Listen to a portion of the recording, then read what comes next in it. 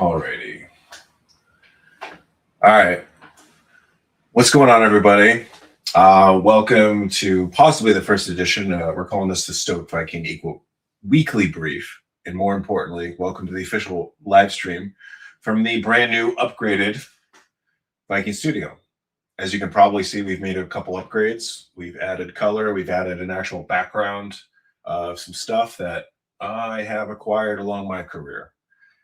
Things that I have enjoyed quite a bit. Obviously, I spent majority of my professional career in Africa, so that's why there's a lot of African memorabilia in here. So we've got a new camera, no longer using my cell phone for the first time. We have a couple of new lightings.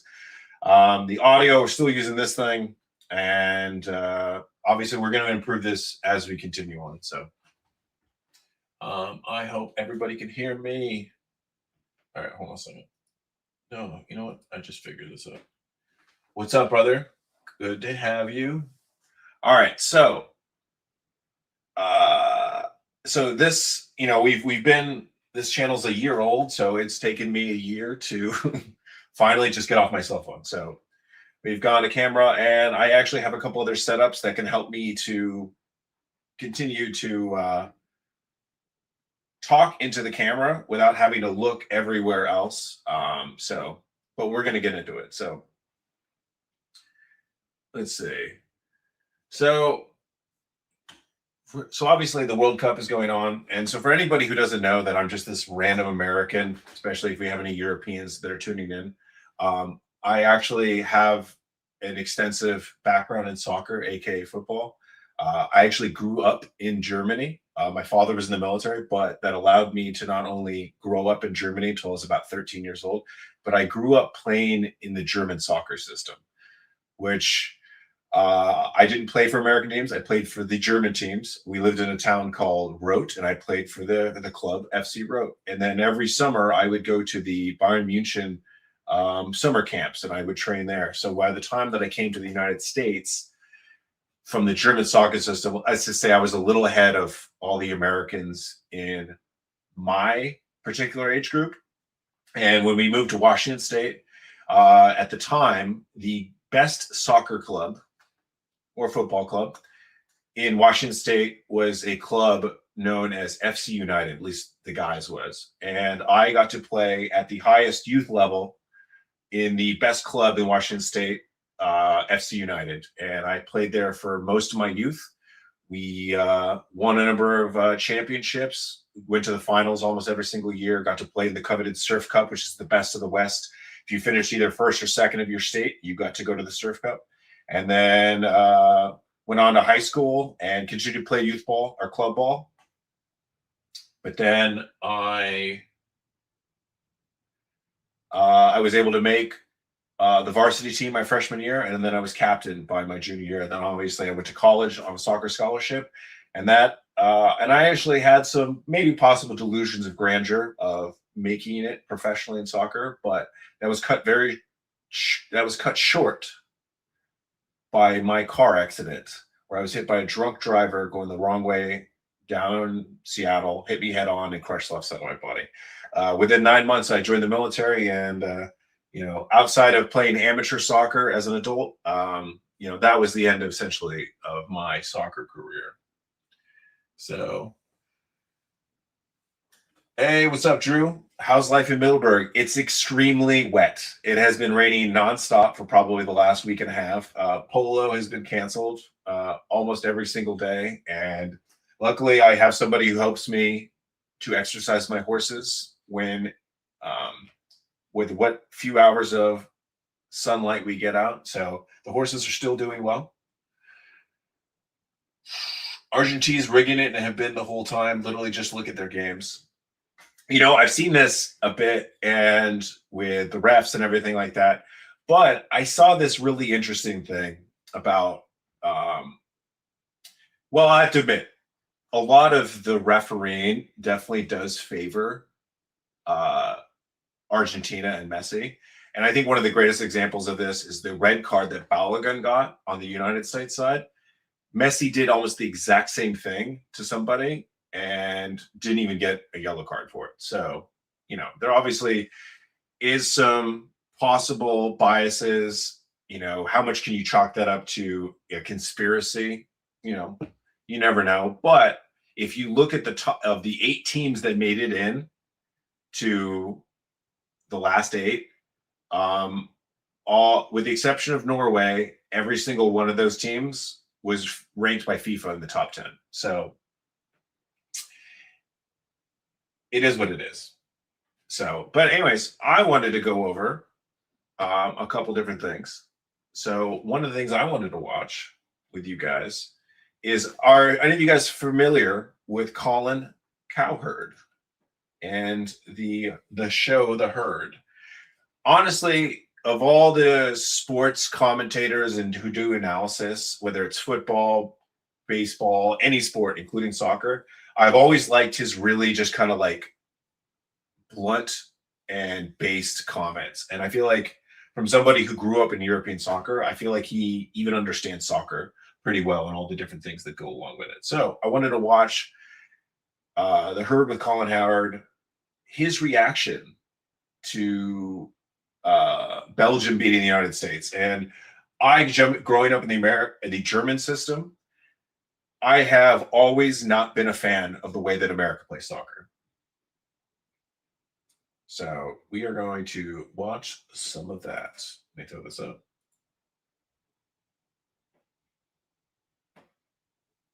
What's up, player? Here's where all sports are the same. Let me know if you can't hear. Men's and women's. The further you go in the playoffs, the more your flaws are exposed against better teams. NFL, NBA, March Madness. We knew going in, Matt Freese, the goalkeeper, was our weakest ever. Tim Howard played 13 years in the English Premier League. Brad Friedel, 16 years in the EPL. Casey Keller, 13 years in top European leagues. This is true. So one of the things that I'm super critical of U.S. men's soccer because of the way we play, because I think it's this year, I feel like we definitely showed some talent and not playing the typical American style, which is we're just going to boot the ball and then just physically try to overpower people, which is why it rarely ever works. It's why we don't ever do very well. And it's why we barely ever win games in the Cup.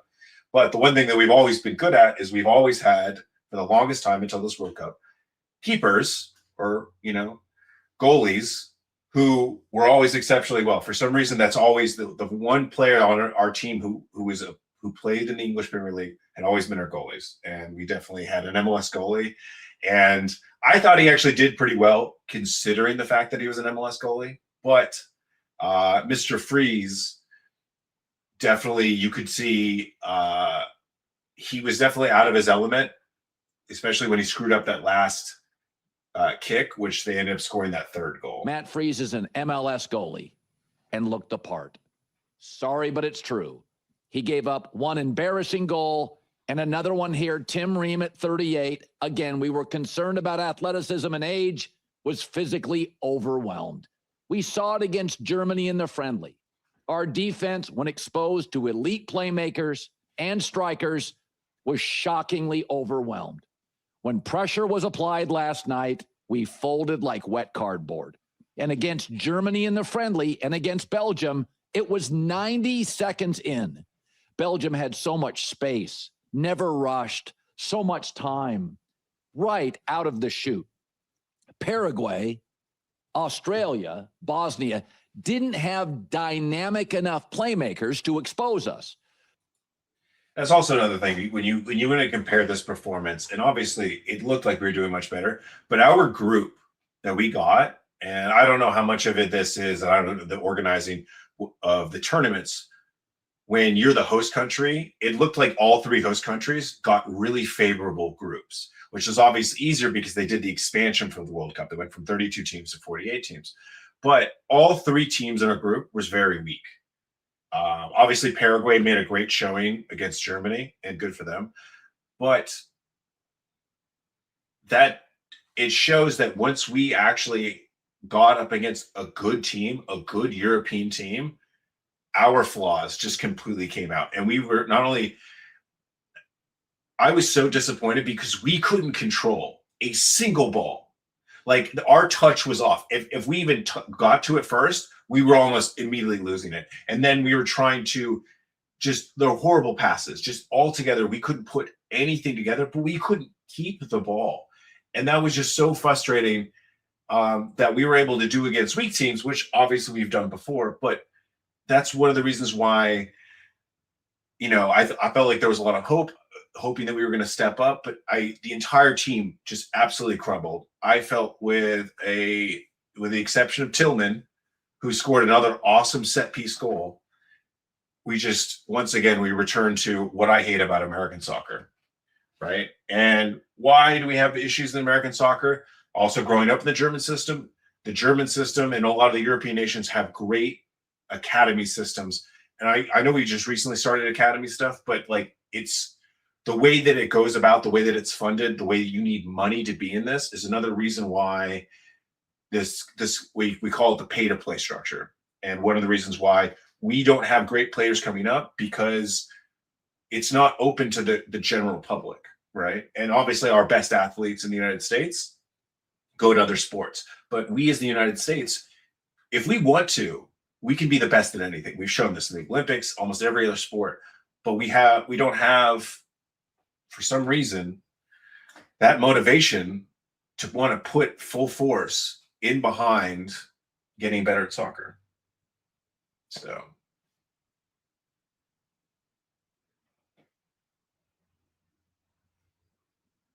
But Belgium's front five, several of those players are top guys in the top European leagues.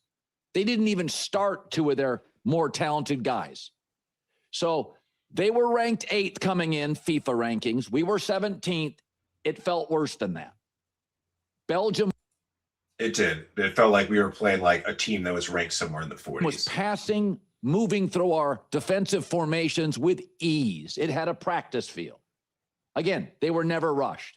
Initially, Stu Holden said it's nervy. I bought that for about 4 minutes. Yeah, that's what I thought at the beginning. And I always say I was being very hopeful. At the end of the day, I'm an American. Obviously, I want the American team to do very, very well. But obviously, I felt a little nervy. But then after like 10 minutes, you obviously could tell that something else was going on. And I think it was just all out panic on the American side.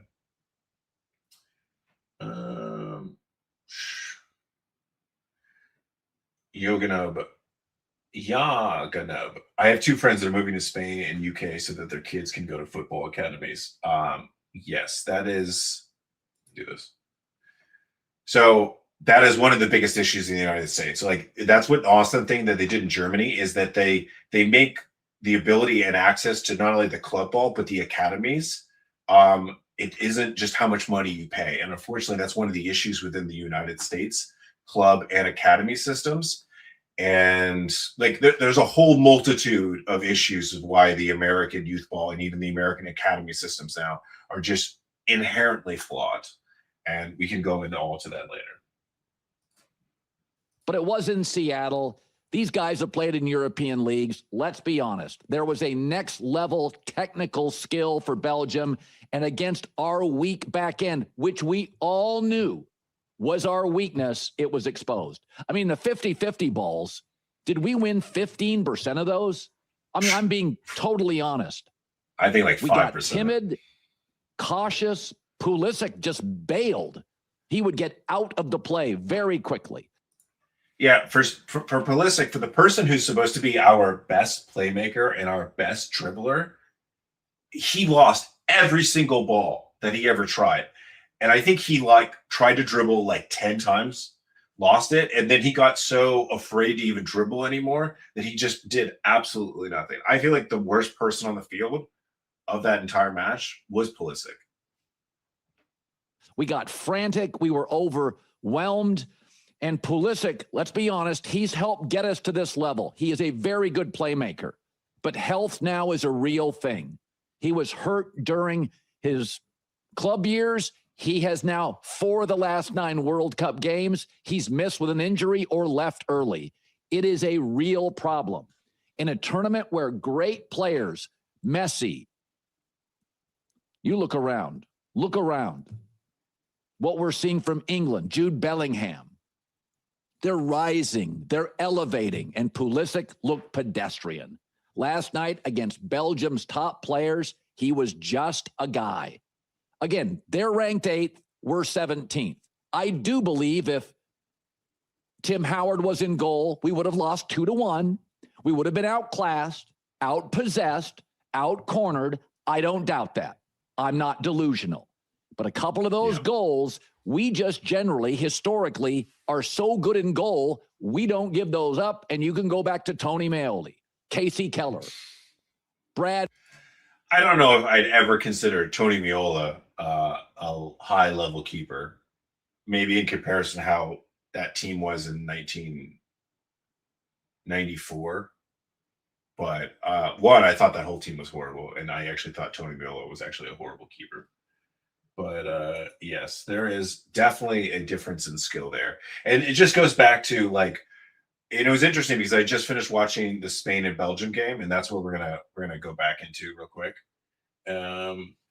Is that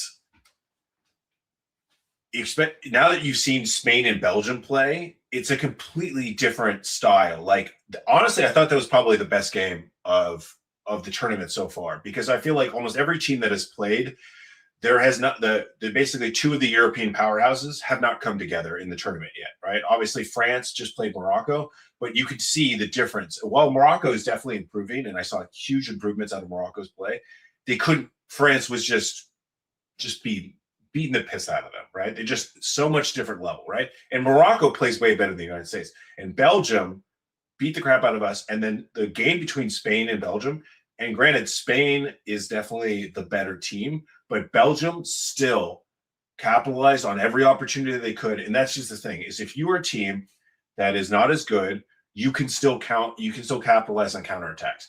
But that doesn't mean anything if you just lose the ball, right? So Belgium was still able to score a goal and actually keep the pressure on Spain the entire match, because when they did counterattack, they didn't just lose the ball like a bunch of idiots. But we get some real questions in here. How does it feel to be fully retired out of the military? It feels pretty good. The fact is, I will tell you, when you get out of the military, the fact that you don't have to deal with some of the stupidity that goes on in the military about going to just the things that happen within the military, which is having to go to formations, or you have to do mandatory training, or you have to go to this weekly's sexual assault brief or anything like that. Not having to deal with that. And then obviously people who are over you, I'm going to be honest, who are not necessarily as successful or not as intelligent. It's really hard taking continuous orders from people that you really just don't respect. So one of the beauties about being out is you no longer have to deal with that. I no longer have to just really deal with the stupidity of a lot of people that are in the military. So I'm appreciative of all the things that I got out of the military. So the next question by Mr. Drew is, was the pension worth it? Okay. This is a slightly complicated subject. I chose a path, and I could have gotten out when I left ISA, probably around year 13 years. But I wanted to stay in so I could essentially go to flight school and learn how to be a pilot. For the success of my civilian career, what I could have made of myself in those 7 years, I probably would have made more money than what I'm going to get out of my pension. But that's fine. This is still the choice I made. I still got some really valuable experience. I got to learn how to fly helicopters. That was awesome. And I got to not being in a tier 1 unit. I now had the ability to have a personal life, because my op tempo was always so high that I couldn't even have a dog, right? Because I was never around. I was able to get into other sports. That's how I got into polo. That's how I got into horses. And I was able to get the most amazing dog in the world. And I got to build a bit of a personal life. So my advice to anybody who's ever going to join the military, find out what you want to do in the military, go and achieve it, whether that's, going to be a pilot, or you want to go into special operations, whether it's tier 2, or you eventually want to make it to tier 1. Once you've achieved that, do that job for 3 to 5 years. And then once you've done that, get out. Do not stay in, right? I don't think if you've gotten some valuable skills in the military, and obviously you've gotten some valuable experience, the last like 10, 7 years, I don't necessarily think that they're worth it, considering what you can do in that meantime with the civilian market. So that's my personal opinion. It's the choice I made. I deal with it. I try to make the best out of it. Obviously, I've gotten some interesting experience in the last couple of years, especially the last few months, them trying to come after me with the investigation. But that would be my advice to anybody. All right, so let's talk about the Spain game. So for anybody who doesn't watch it, and if you didn't want any spoilers, turn off, whatever. But Spain has officially advanced to the semifinals after beating Belgium 2-1. They took the lead by Fabian Ruiz with an awesome goal, awesome combination, but Belgium answered with I feel his name is Catelaire. I'm sorry if I butchered these names, but it's the same guy who scored the 2 goals against us in the United States. Like they're the very first 2 goals. Obviously, really awesome striker. I think he almost had the exact same header that he scored in the United States. And so now Spain won. The match was awesome. If anybody watched it, it was just 2 European powerhouses going at it. And it was just beautiful football. You didn't have a lot of the South Americans just like flopping all everywhere. Like it's telenovela, like trying to call for a foul. They were very respectful. If there was a foul, they knew they fouled. They basically got up and they just continued on. There was a lot of camaraderie. That is definitely one difference that I see between European and South American football. And anybody who watched the England and Mexico game, honestly, I was a little embarrassed for Mexico with how just ridiculous they're wanting to call for to get fouls. Paraguay was very similar when they played against Germany, just kind of embarrassing. But that's just me. So, but obviously in the game, Belgium's really awesome keeper, Mr. Courtois. He left with an injury in the second half, and his replacement, he blocked a shot, but it just kind of bounced weird, and they were able to finish it and score the second goal, like in the 87th minute, and then they were able to keep it. They had control. I think they had like 60 or 70% of the control throughout the entire game, because Spain is just a very stacked team. And they were able to take it, and now they get to go. They advance to the Final Four, and they are going to be facing France. And France and Spain are probably the 2 best teams in the World Cup. So this is almost going to be like what probably should have been the finals of the World Cup, but we get to see it early. All right, before we go on, let's answer a few questions.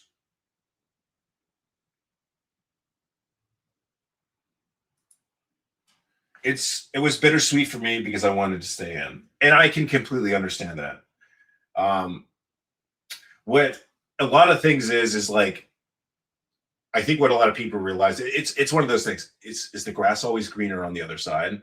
And a lot of people who get out, who stay long, are like, oh, maybe I shouldn't stay this long, right? And then people who do get out, like, maybe I should stay in longer, right? The question is, I think really whether or not this is true or not is whether or not you got out of it what you wanted to. And if you didn't, okay, that sucks, to a certain extent. But what experience did you get out of it, and whether it was good or bad? And then how do you translate that experience to forward progress your life? It was bad, because honestly, you learn more from bad leaders, bad experiences, because you know what not to do, right? There's a more clear line of how to learn from those particular situations.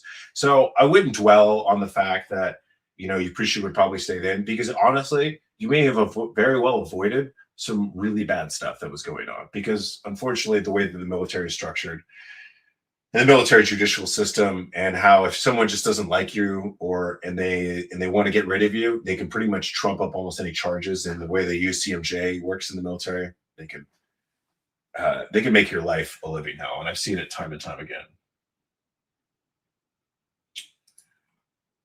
So Drew says, I've got a few more years in the government until I reach a certain threshold to retire at 50. After that, I'm done for at least a year, and then I'm going to go back, make more money after my break. Yeah, I think that's definitely good to have it yourself a little bit of a gap year.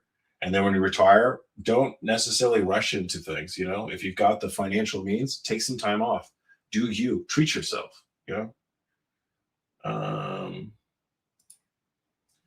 4 years was enough for me. I'm glad I maxed out the side benefits, and it helped me quite a bit on the civilian side. And it's exactly what I'm saying. Just, get what you wanted, get out, and then the civilian world will reward you more for your experience and your abilities way more than the military will. Because unfortunately, as you get longer in the tooth in the military, you're just the way the military is structured, your experience doesn't get any better. If you're doing some sort of operational thing, or even if you're flying in the army and you're not a warrant officer, your life doesn't get better. It gets worse from that things. So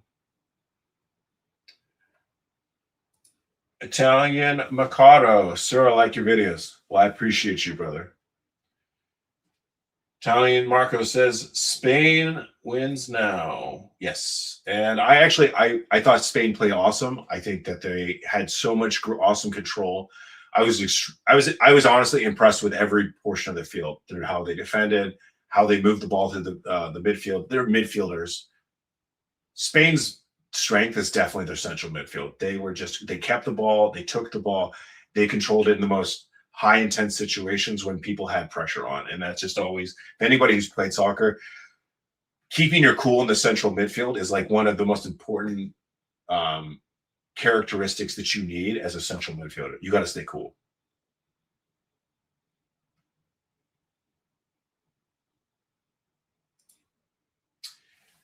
I didn't, because I wanted to go to a team and I was on track, but then I got hurt. Then my wife really pressed me to get out. So my brother was a Green Beret captain. He was an 18 Alpha, and he wanted to go to the tier 1 level. And his wife also pressed him to get out. And I can tell you that my brother would come to me and he'd be like, "Oh man, I wish I could have done what you did," all these other things. And I tell him, I was like, "Look, man, everybody thinks that you're not going to experience this stuff even at the higher levels, join the teams. No, you're still going to experience toxic leaders, bad people, bad deployments, bad units." And so, I told him, actually, I think he made the right choice. And because now he's super successful in the civilian world. He's like the head of security, all security operations for a Nordic oil company for all of North America. So he's doing well. And he would not have been there if he would have stayed in, and he would have just delayed his success in the civilian world if he would have stayed longer. QSADC, hello, I'm planning to enlist at 23 years old. My long-term goal is eventually to earn a shot at a special missions unit. Which soft path would recommend you for an SMU goal at the age? 18X, SEALs, 68 ways. So my recommendation is, if you want to go down soft, go either 18 X-ray or option 40. So either go to the Rangers or go to the Green Berets. If your overall goal is Delta Force, you're fine going 18X, either going the Green Berets or going the option 40. Why these are both good is because you get to skip the normal infantry life. Like, you're going to go to infantry basic, but then anybody who's actually been infantry in a normal infantry line unit, who thinks that you're going to gain valuable experience before you go to SFAS, will tell you that that's not the case. And I'm telling you, anybody, like, just you have the option to go straight into SF or straight into Rangers. Do it. Do not bother with going into the normal line infantry. There's nothing wrong with it. It's just like, everything that you think that you may learn, you're going to learn that in the Rangers or SF, right? And then from there, you can then go on to a special missions unit. If you want probably the quickest path, or probably the probably thing that prepares you the most, if you want to go to Delta, I would probably recommend going Rangers over SF.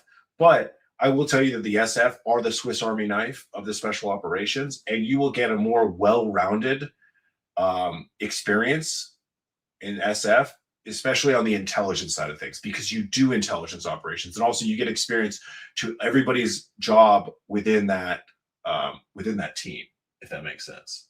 But I wouldn't really go 68 whiskey. If you want to, cool. But the reason why I say don't at 68 whiskey, because you could be an 18 Delta instead.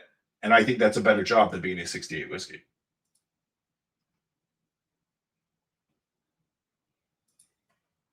What's your opinion on Portugal play against Spain, also Brazil versus Norway? So Portugal, I think that Portugal, and I may ruffle a lot of feathers here. I'm not the biggest fan of Ronaldo for a couple different reasons. One, he has not aged as well as like Messi has. I know that he's slightly older, but I think what is Messi like 38? He's almost 40. And Ronaldo's 41. But Messi is still moving around how Messi moves. When you watch Ronaldo, you can tell that he's aged and he's moving around like an old man. But the thing that I don't personally like about Ronaldo is that he comes off as a very selfish person. And I've seen clips of videos after videos of when Ronaldo goes to score goals. Obviously, he's a great goal scorer. But when his team scores goals instead of him, he actually gets upset. And there's actually videos where you can see him where he's like throwing his hand up, trying to, advocate for calling them offsides when it's his own teammate scoring that goal, which I just find absolutely ridiculous. And Portugal, I just don't think has as well-rounded of a team as Spain. Like Spain just has so much talent within their team. Portugal has Ronaldo, which he's aged. Outside of that, there's a couple different people. They have a really good central midfielder who feeds the ball to him. I forget what his name is off the top of my head, but Portugal is not as well-rounded. Brazil versus Norway. Brazil is not the team that they used to be. They're not the dynasty that they used to be. And I think we really saw the cracks of that in 2014 when Germany beat them 7-1. Granted, Germany is also not the team that they used to be because they've absolutely struggled since that 2014 team. And I was extremely disappointed with Germany this year because that's always kind of a team that I also root for because I grew up in the German soccer system. But I felt the Germans played like how America plays, and that personally is embarrassing. Brazil had a lot of holes, and we knew going into the World Cup that Brazil had a weak back line. And Erling Haaland just does not miss. Like he just needs one opportunity, and he's getting it. And that he showed that both times that he got the ball. If you watch him right before the plays, he's just so strategic. He doesn't do more than he has to do. And then once he gets there, he uses his side, his speed, and his athleticism, and he just makes these goals happen. So I think that Norway, we knew that Brazil had issues in the back line, and Haaland just highlighted those issues to a degree. And Brazil just couldn't make anything consistently happen offensively. So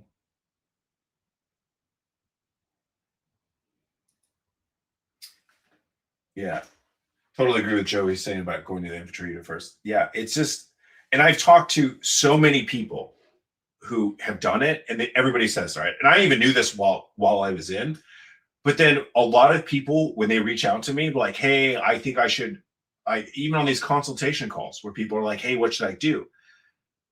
And they're like, I think I should go and get experience in the infantry. No, you do not. Trust me. There is nothing you're going to gain except the only thing that you're going to get out of it is your life is going to kind of suck so bad that when you get to SF or you get to the Rangers, you're going to appreciate your life that much more. That's the only upside. I'm telling you right now. That's the only upside. Yeah, exactly.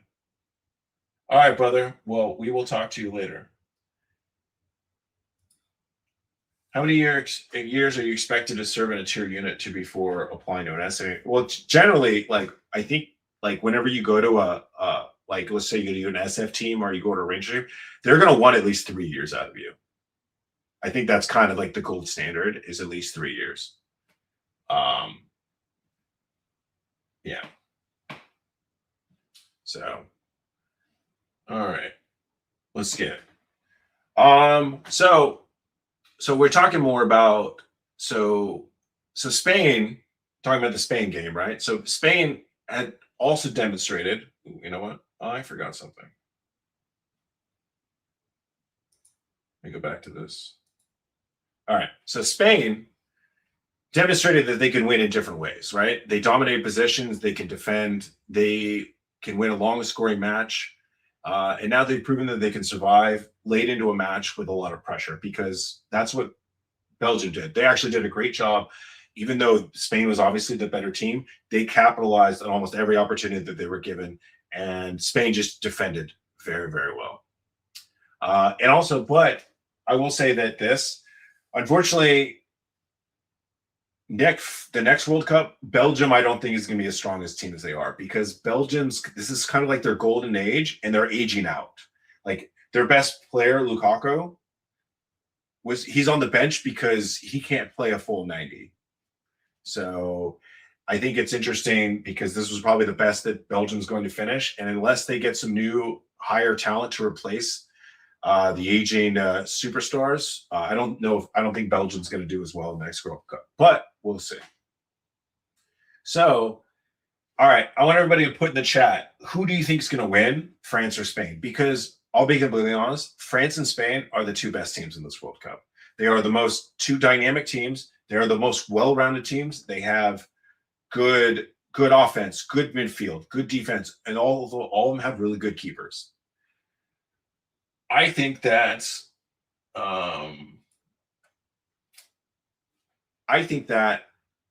France has a little bit more speed in almost every position. I think that if I had to pick a team that is just slightly better, I think France is slightly better than Spain, but they're very close. They are the two most well-rounded teams in this entire World Cup. But if you guys think differently, put it in the comments.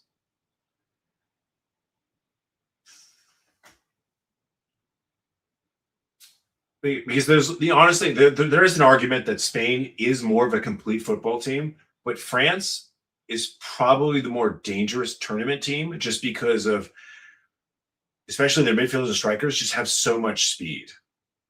But the best team doesn't always win World Cups, as we all know. The team survives on difficult moments. They manage pressure, take advantage of limited opportunities, and that's who may or may not win. So it's definitely been a great game. It will even though it's a semifinal, last of four, it's probably going to possibly be the best game of the tournament.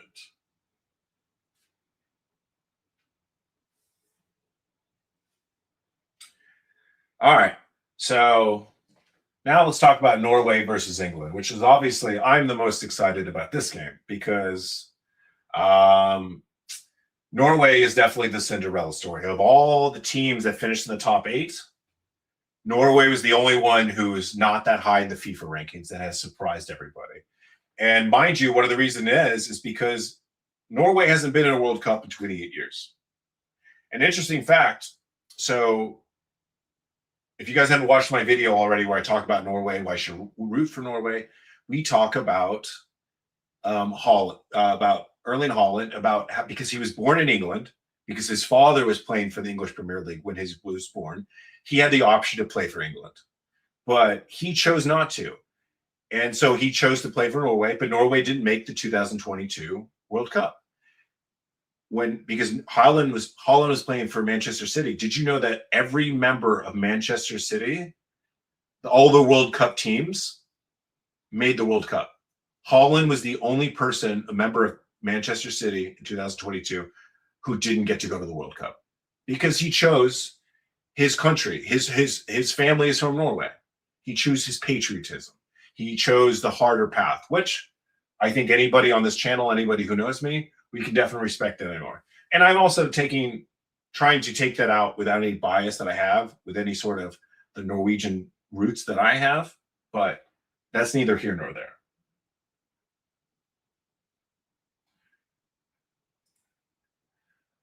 Italia Macaro. Yes, sir. You can definitely tell us your personal goal. So Haaland would beat both of them, right?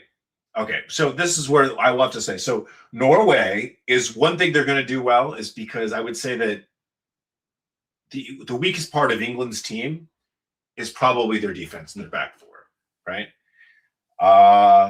Harry Kane is an awesome striker. There's a reason why he's one of the best strikers in the world. But when they go, the fact that Haaland, I think currently is the best striker in the world.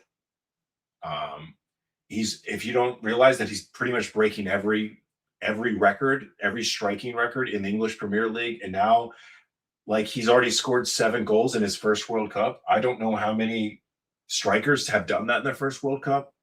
I think that might be a record. Don't quote me on that, but it's definitely one of the highest in record. So he's probably definitely going to score goals on England. This is definitely not going to be a 0-0 match. This is probably going to be possibly a high-scoring game because Norway also doesn't have the greatest defense. But if Norway can hold England and hold Harry Kane, and they can just get the ball to Haaland at least a couple times, Norway has a possibility of winning this match. But England is more well-rounded team, and they definitely have more better players overall. But Norway does have, one, they've got the Cinderella story. Two, also, you have to take Norwegian culture, right? These guys are just happy that they're in the World Cup. And they're just ecstatic that they've even made this far, right? In between Haaland's attitude towards this, and honestly, just generally the team, the one thing that they're not going to do is they're not going to fall apart like the United States did. Because the United States, whether it was nerves or they just felt intimidated, now that Norway's beaten Brazil, they feel like they can beat anybody. So they're going to walk in there with a level of confidence. They're not going to be timid. They don't care. Because they don't care if they lose. They got nothing to lose at this point. And I think that is definitely going to be their advantage psychologically going into this match.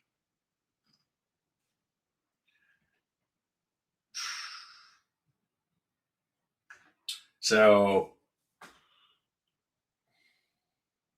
yeah. But Norway is a legitimate threat to win this tournament. So if Norway, the one thing, okay, so Norway actually has a really good path to the finals because they don't have to play Spain or France. This is probably the best situation they could have for themselves because the teams that they could beat, that they would, because the two teams they would struggle the most against are Spain and France. And luckily they're on the other side of the bracket.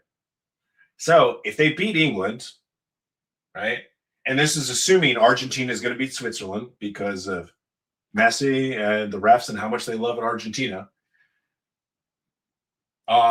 Norway, I think, has a better chance of beating Argentina than they do Spain or France. So Norway is definitely in the best situation. They've already made it farther than Norway ever has. They've already done better than Norway has ever had in the history of the World Cup. But they definitely have the best chance as far as gaming the matches get to the finals, which a France versus Norway finals would be absolutely amazing. Mbappe versus Haaland, right? It would just be awesome to see it. But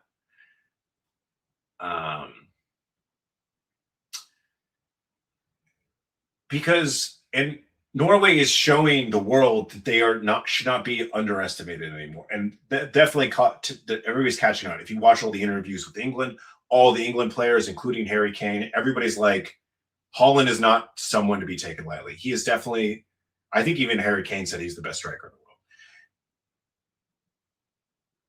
They cannot be taken lightly. They're here. People understand, like Norway, this is not a fluke, and they proved that against Brazil. So his size is obviously helpful, his speed, and obviously his athleticism. But England presents a different challenge from Brazil.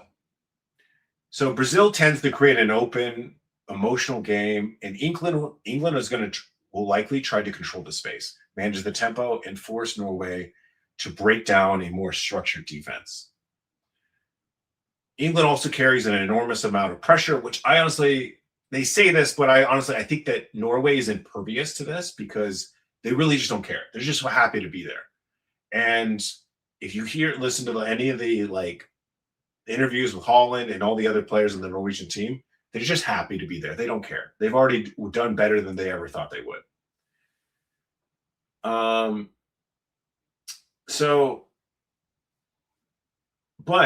And actually we'll say this, right? The pressure is actually on England, right? Because one, England it's a bit of a curse. Like it's almost a curse that's equivalent to the Red Sox, right? They won it like 60 years ago. And, they have the best league in the world, the English Premier League. and they haven't won in 60 years.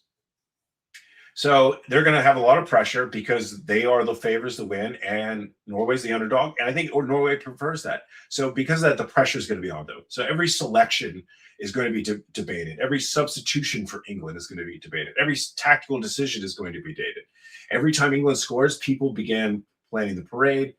But every time they concede, the entire country is going to begin reliving decades of disappointment. Because anybody who's been watching the World Cup for the last, like, really for me, for like the last like 30 years, 40 years, really, England just always, for some reason, chokes in the later parts of the World Cup, unfortunately. Because I think England typically has been a good country. You know, I was a big fan of the David Beckham days and everything like that.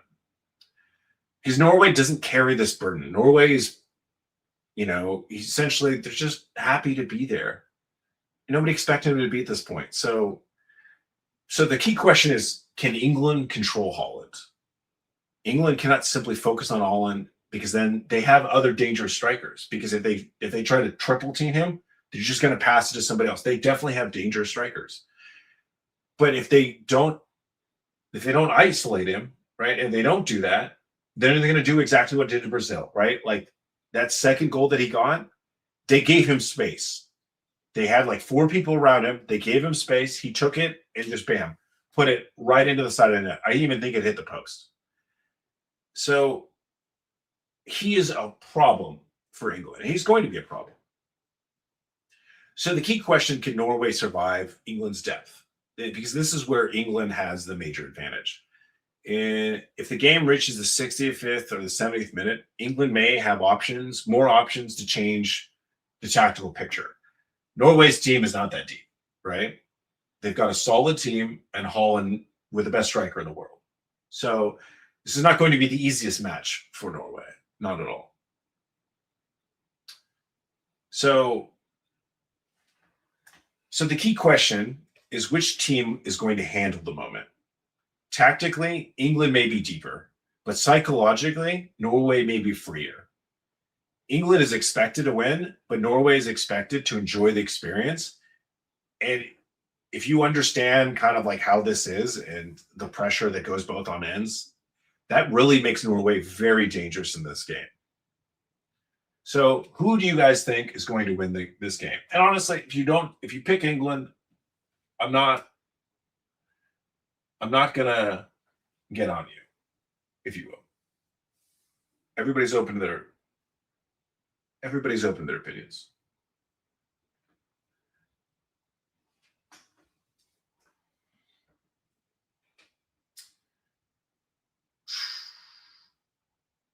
And for all the Americans watching, because the United States is out, Brazil is out, Morocco is out. So I'm formally accepting applications for the Norwegian American Alliance. But one of the most interesting things is that even the Brazilians are now like, okay, we're behind Haaland. Like, I've seen so many posts, because obviously my girlfriend is Brazilian, and she shows me all of her like feed coming out of Brazil and all the stuff that's in straight Portuguese. Basically, all of Brazil is like, we want Norway to win. And I've seen it from South America. I've seen other countries. And I think if you saw people from Morocco who are like, yes, we want Norway to win. Norway has quickly become, I think I saw a map, basically every country in the world wants Norway to win this match, except England. So, because who doesn't love a good underdog story? It's just, there's just so many things to love about not Norway. This is me personally, but also just this Norwegian team and all their fans. They've been awesome. This whole thing.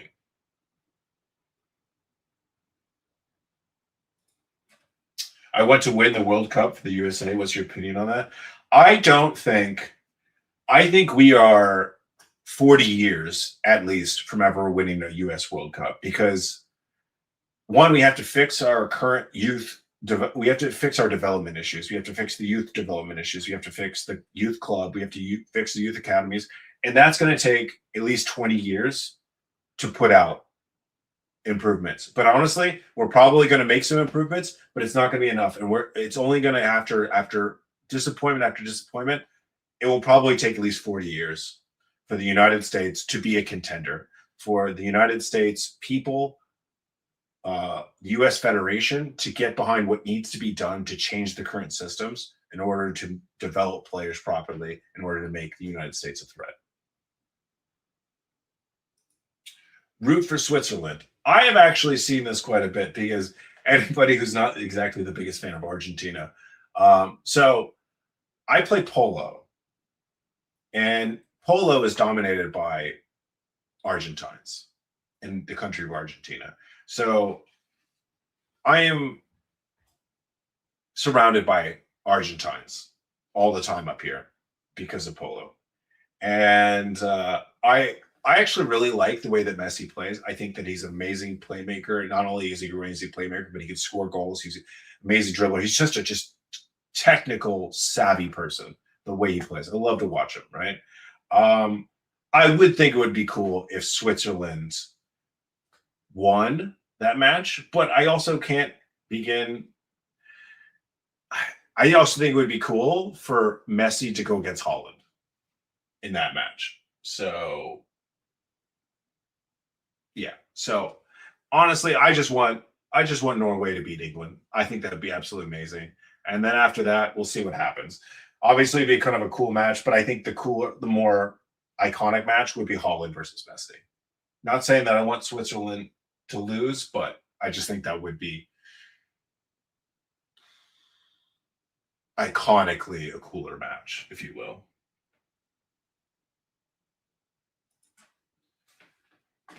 QSAD, what's a good way to improve muscular endurance? I've been at a plateau of 35 to 40 push-ups max for a while, and my goal is 80. You have to alternate between endurance and strength. You cannot, the stronger you are, the less endurance you're going to need. So you should be doing like how many push-ups you can do, but then also you should be throwing on as much weight as you can do at like low reps. I don't really go below 6, but you should see how much you can improve your strength at like max at 6 reps. Do like 3 sets, do that, and then also go back and forth between your increasing yourself strength wise for resistance training, like actually pushing up heavy weight, and then go back and forth. And trust me, you will improve how many push-ups you can do.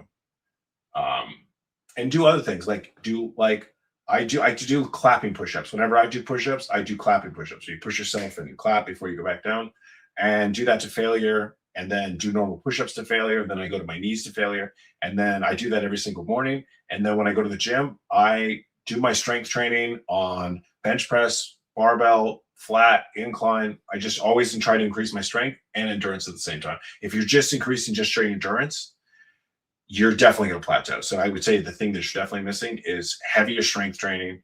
Go in and do those heavy lifts for 6 reps. So,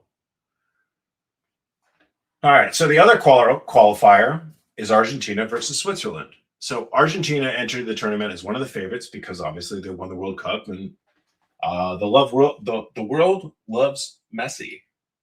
They do.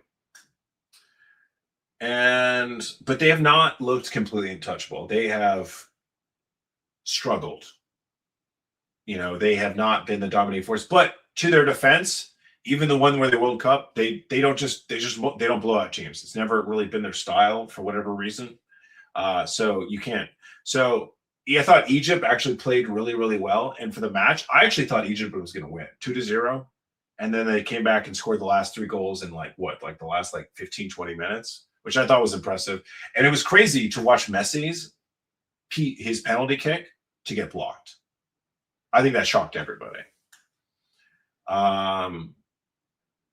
But Argentina can create chances quickly. And we saw that. They scored 3 goals in the last basically 20 minutes.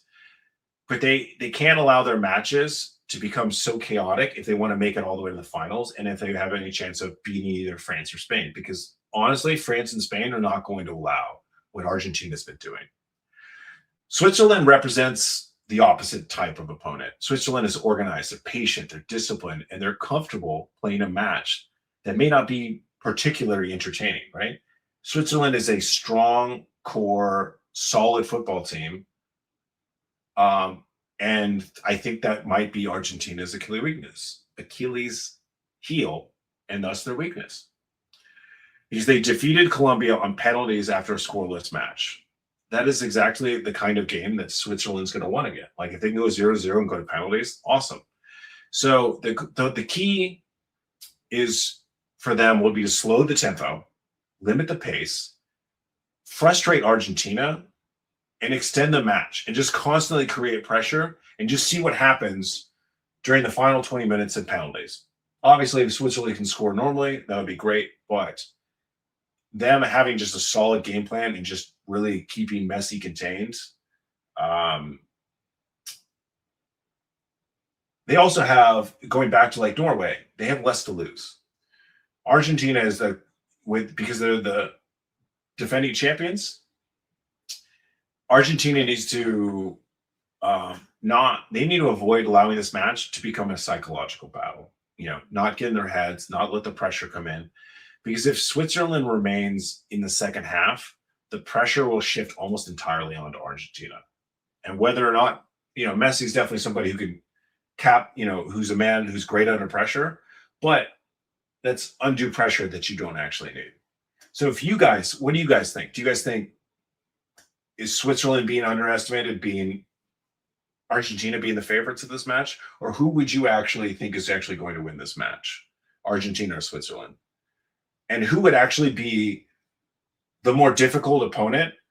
And we're just going to go out here. We're going to say Norway is going to win, right? Who would be the more difficult opponent for Norway to beat?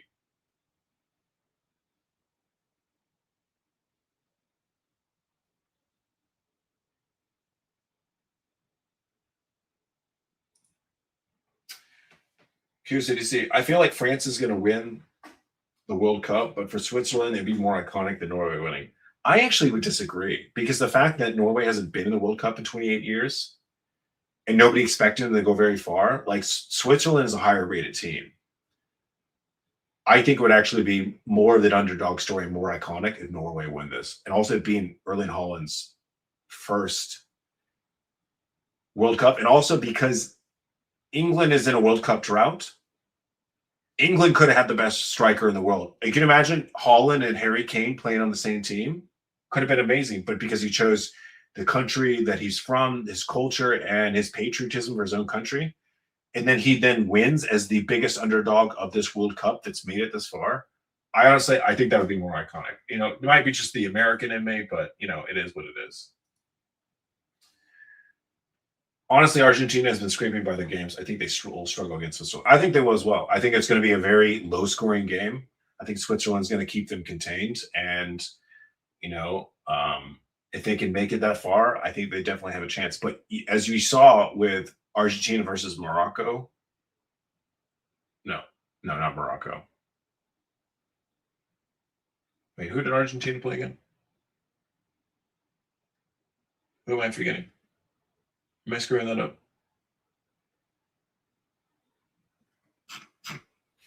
Who did they play?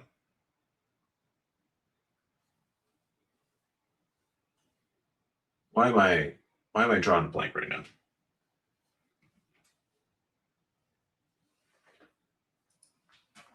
I'm going 18x in about 6 months. Oh, that's awesome. I hope you do. That's right. It was against Egypt. That's right.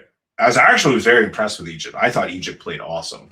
And I actually thought that for the first 60 minutes, not only were they up 2-0, I actually thought they controlled the game. And I was very impressed with them. And then Argentina did Argentina, and Messi did Messi. And here we are.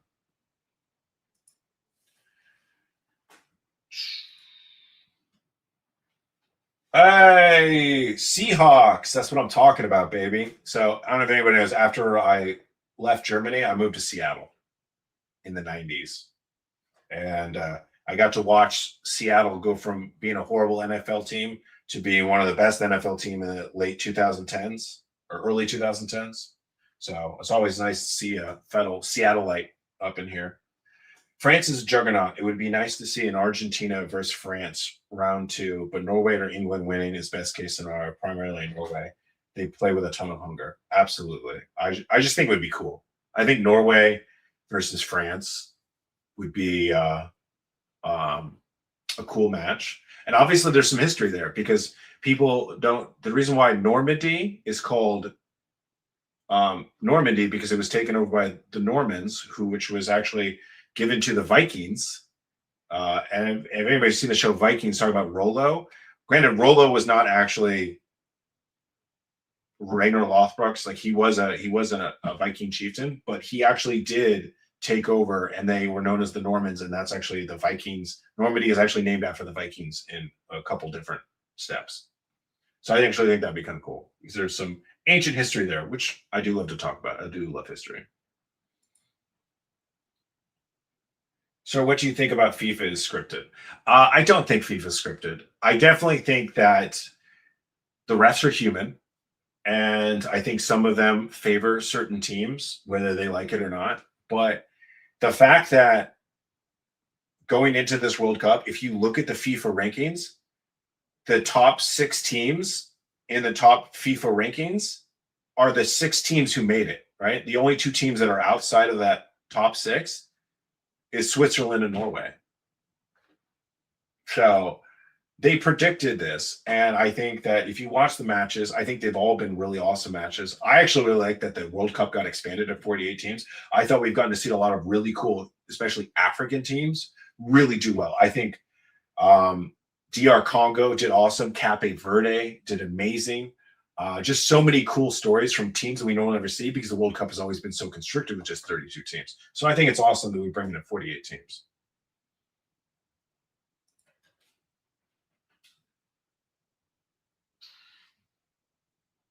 All right.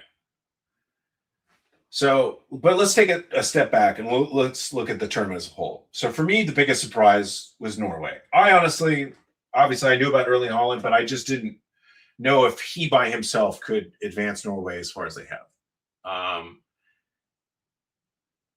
But it's just such a cool thing. Them returning to the World Cup after 28 years. And one, Erling Haaland wasn't even born yet. And then 2, 3 of the players on the Norwegian team, their fathers, the 3 players, 3 of them had their dads were on the 1998 World Cup team, which I think that's just kind of cool.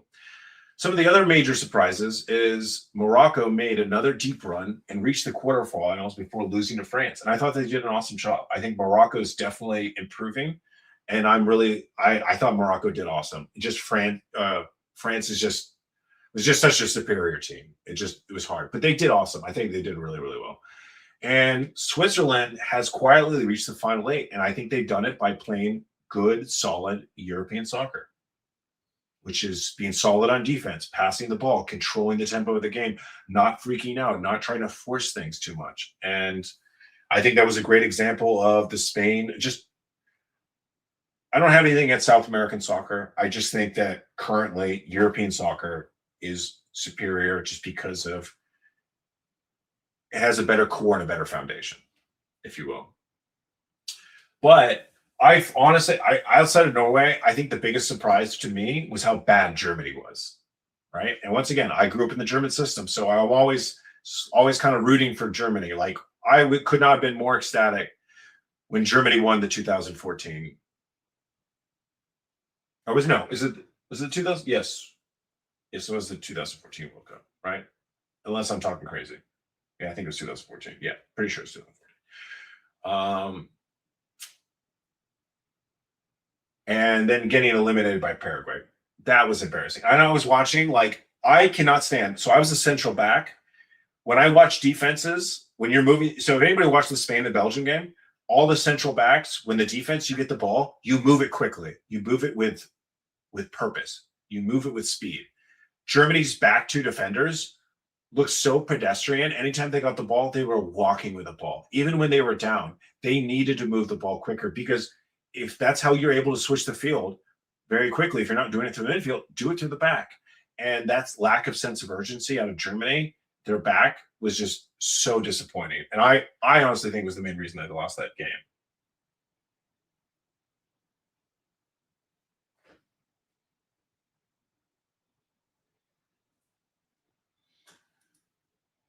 So I hate the hydration breaks. They completely ruin the momentum that some teams have. I understand that argument. I do think I'm not against the hydration breaks, honestly. And to be honest, with the how hot it is in some of these games, like Los Angeles and Miami, honestly, I think it's needed, especially in Miami or the southeastern United States. If anybody who doesn't live in the southeastern United States, of how hot it is combined with humidity, it sucks. Actually, the humidity anywhere on the East Coast, even the Northeast, like even if you're like the games up in New York are pretty hot with the humidity. I honestly think they're needed. I think it's a good reset,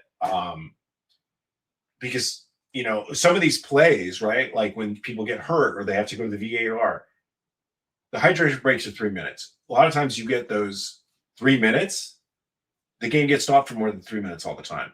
The fact that they get to stop, everybody gets to water.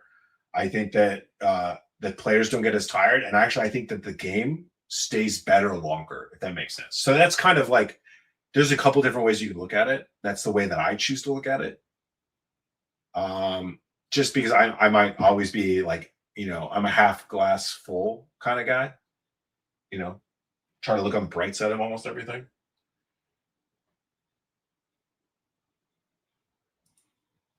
Jurgen Klopp confirmed as the new coach. Extremely interested. Yeah, I'll definitely be interested. They go. Morocco is ranked number 7 in the world right now, I think. Is that true? Can somebody check that? I didn't think Morocco was rated that high, but I could be wrong.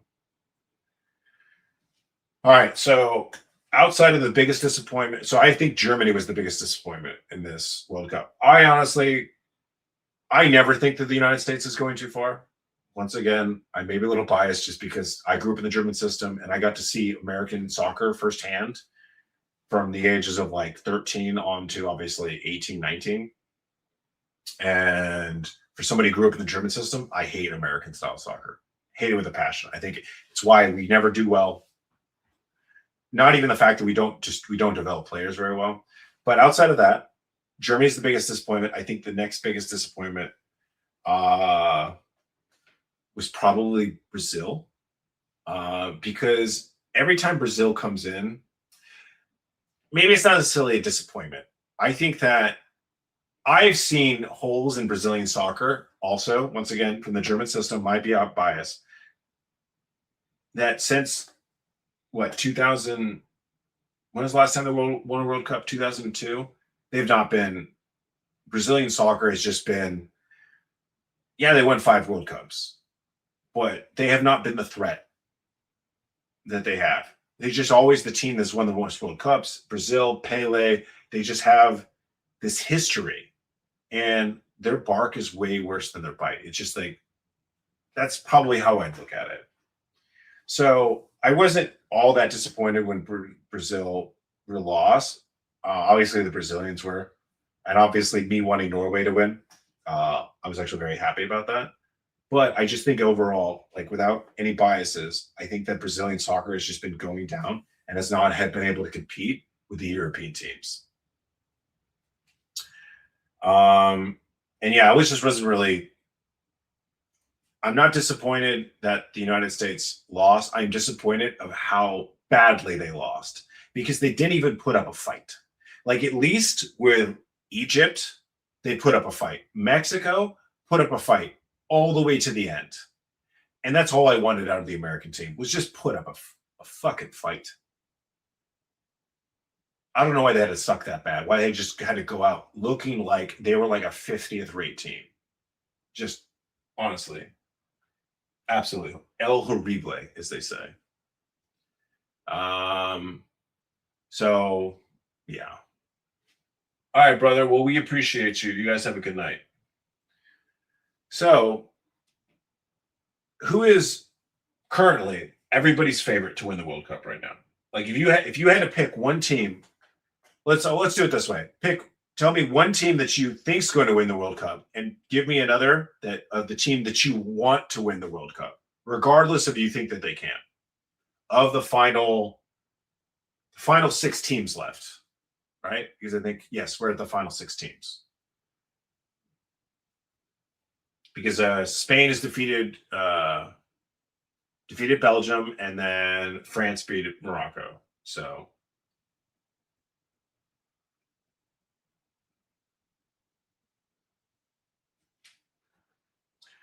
Also, I think one of my favorite things about this World Cup has been the fan culture, and also Europe and the rest of the world getting to experience American culture. And everything on social media is that everybody, especially coming to the European countries, everybody feels like the propaganda that Europe puts about how horrible America is, they've been able to see through it. And not only see how awesome America is, they've also been kind of seeing how many problems Canada has, especially with the World Cup games and all the drug infested crime that's going on, like in some of their cities, like Toronto and Vancouver. That's also been very interesting. But the two best, I feel like there's been a lot of teams that have brought really cool fan bases, but I definitely think number one has got to be the Scottish. The Tartan Army, they just come in and they just, there is no better business to be in than to own a bar when the Tartan Army comes into town, because you're selling out at everything. Those guys drink cities dry, and they do it with the greatest spirits. And Scotland's just so happy to even be in the World Cup. They just do not care. They know they're never going to win it, but hey, they're happy to be there, and they're just happy to participate and just happy to share Scottish culture.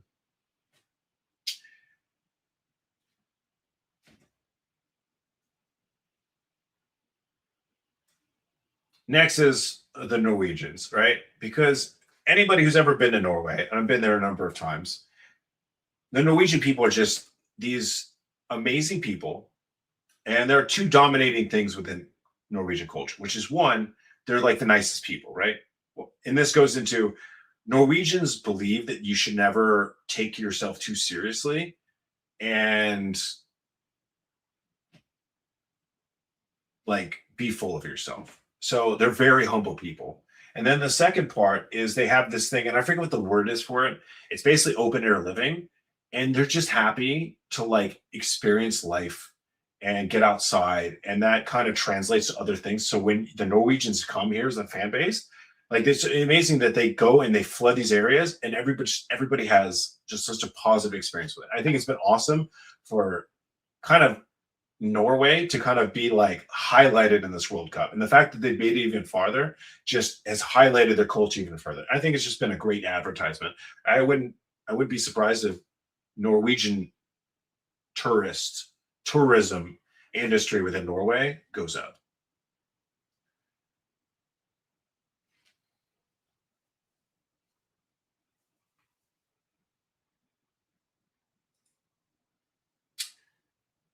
Today, France versus Morocco match was so boring. France won so easy. Yeah, it was definitely Morocco did as well as they could have, but France was just such a more of a superior team. But I think Argentina and England. I actually think that I just don't think Argentina and England can beat Spain or France. I think they are two stronger teams. And both, especially England having such a weak back four, and France and Spain being so dangerous in attacking, I just don't. And they're such good at defense. They can shut down. If there's teams that can shut down Harry Kane, it's Spain. It's definitely Spain.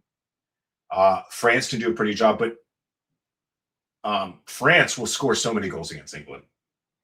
And I think Argentina has a similar problem. Hero loves the AC. American just go burr.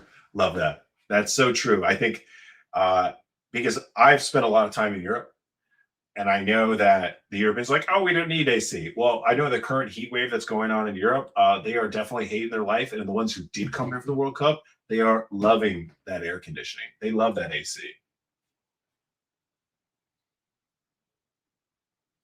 But I think just one of the greatest things, and I heard this like meme or quote, is that the World Cup is like a sleepover that you have with all like the friends that you're not normally allowed to hang out because of your parents, right? I think that's a good analogy for this whole thing, because we get over here, all our world leaders tell us to hate each other, and we get over here and we just have a grand old time, just enjoying each other's culture, enjoying each other's people, and people the media wants to tell you the world is such a horrible, hateful place, but it's not, right? And the World Cup demonstrates that every 4 years, right? So, it reminds people that football is not just about the result. It's about culture. It's about family. It's about national identity. It's about history.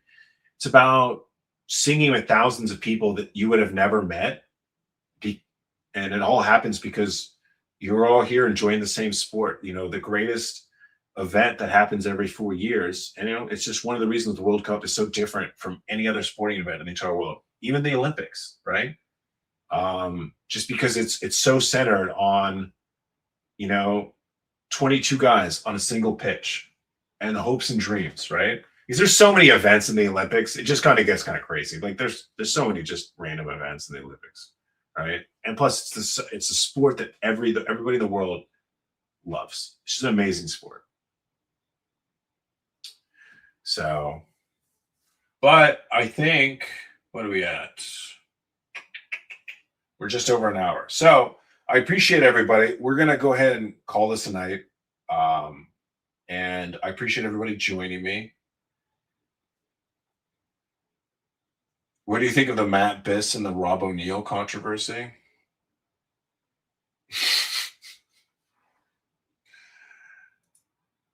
Look, I have my feelings on it. I think, like, I'm not going to call anybody out. Something feels off with Rob O'Neill. Just something feels off there. And the way when he gets on podcasts and the way he talks, I just think that one is just, it's hard to watch a podcast with him anyways, just because he constantly interrupts whoever's interviewing him. But yeah, just something just feels off there. And yeah, it is what it is. So some people of Ranger who tell on podcast, green regret is nonsense. I don't know what that means. You're going to have to reword that. Let's see. Let's see if there's anything else. Let me check my notes, see if there's anything else we need to cover. But I think everything else is just like world news. But honestly, I don't think we need that. Let's just talk about the World Cup. We don't need to get into this nonsense going on in the world. Because look, there's nothing new going on in Iran. Same old stuff. Same old story. Iran doesn't want to surrender, doesn't want to give up. Trump's not going to back down. So it is what it is. So, all right, everybody. Well, I appreciate you all. Appreciate you. I hope everybody has an amazing time. I'm going to, so now that we've got the new setup, I do have an announcement. So I told everybody that my video about the special operations tier ranking was coming out 2 weeks ago. It is technically coming out tomorrow. Let me tell you why it has taken 2 additional weeks to finish this video. I may have went a little overboard with this video. The video is 2 hours, all right? And at this point, I think my longest video was 40 minutes. This is a 2-hour-long video. And it has taken my media team 2 weeks to edit it because you had to have graphics, you have to add all these different things.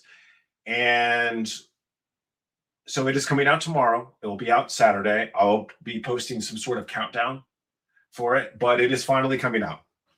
I've been telling people that it was going to be out last week, that it was going to be out Wednesday, but things had to be shifted around as far as the videos, everything going on with the World Cup. But it is coming out tomorrow. And it will be my biggest video yet. I hope everybody likes it. But now that we have an increased, better setup within the studio, we're going to start putting out more videos. And my goal is to get to 2 long-form videos a week. And we're going to get to more lives in the week.